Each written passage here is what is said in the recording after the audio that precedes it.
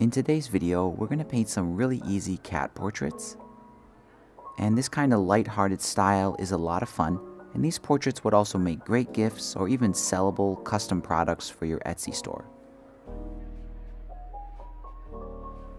So I've got this picture of a cat here, and this is going to be my reference.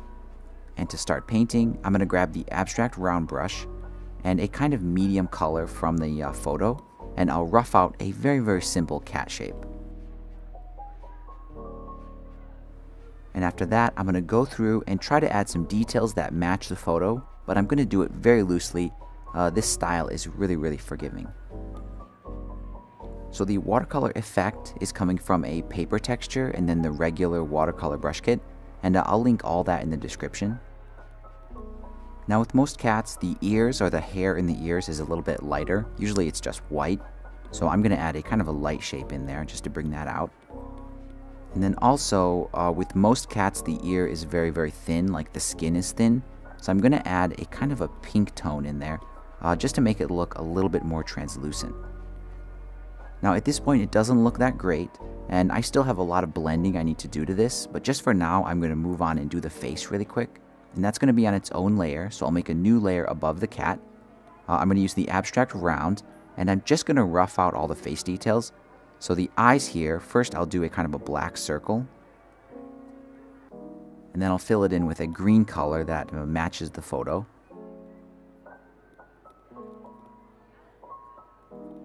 And with this cat in particular, the eyes have a kind of a yellow rim, so I'm going to try to add that. And I'll use the fine liner pen and just outline the irises here. There we go. And for the pupil, I'll just use pure black, fine liner pen, and I'll rough those in as well. Now the pupil size does change the kind of emotion of the cat. Usually like larger pupils are more like kind of fun and playful. Very small pupils can make the cat look kind of serious or grumpy, and you can use that to kind of influence the feeling or expression on the cat. Now on the same layer as the eyes, I'm going to add the nose, and I'm going to change back to the abstract round for that, and I'll fill in the nose with a pink color. And then I'll do the mouth in a slightly darker version of that same pink. And the mouth also has a lot of opportunity to kind of change the expression on the cat. So in this case, it's kind of like the kind of Mona Lisa version of a cat face. If you want to make a very grumpy, serious cat, you can do these long, kind of droopy, inwardly curving lines.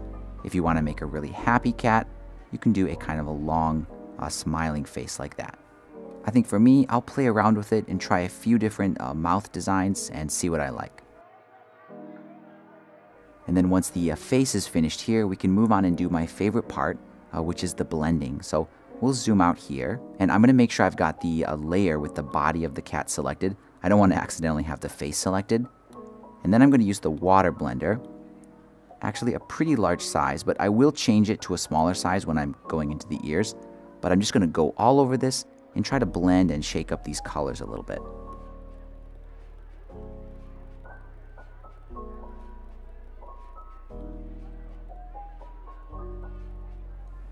Now after that first initial blending is done, for me it often ends up a little bit too loose, so I'm going to go over it again with the abstract round brush and try to add in some more details.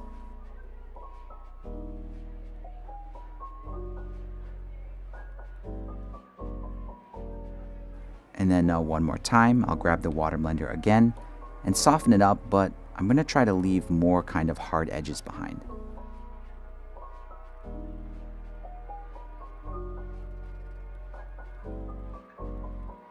So this one is really starting to look nice.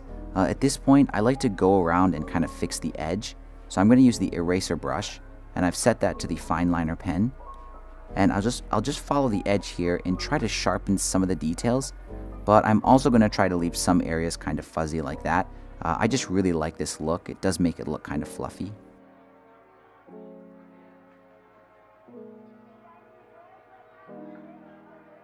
I think now's a good time to add some whiskers. And they're going to be on their own layer. So I'll make a new layer and make sure it's above everything, even the face and the nose there. For the color, I like to use a sort of light, medium warm gray color. And that's because white disappears and anything darker just doesn't really look quite right. For the brush, I'll use the fine liner pen, but at a really small size, and I'll just add those in. And of course, there's whiskers on the cheeks like this, but also above the eyes. Most cats have some whiskers there as well. Now this cat definitely has some really fluffy ears from the picture, so I'm going to use the same brush I did the whiskers with, and I'm going to add a bunch of lines in the ears as well. Now all I need to do to finish this one up is add some accessories. I usually like to add a kind of ribbon in place of a collar, so I'll make that on its own layer. And I'll just use a kind of bright red color, and then the fine liner pen to do that. And after that, if you want to, you can add a title or name of the cat just under the ribbon, and I'll do that on its own layer. And I'm just going to use fine liner pen, and then a pretty dark color like this, just because it's all that will kind of stand off on the white tummy.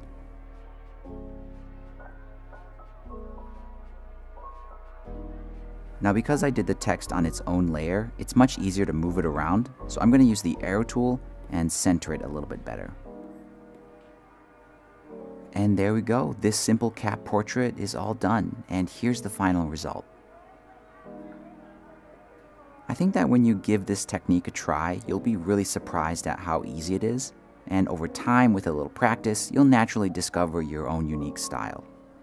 If you're considering selling custom artwork on Etsy, this type of portrait would really make for a great product. All you need from the customer is just a photo of the cat, and then you can easily just paint up a cute portrait and then order a framed print directly from some kind of online printer.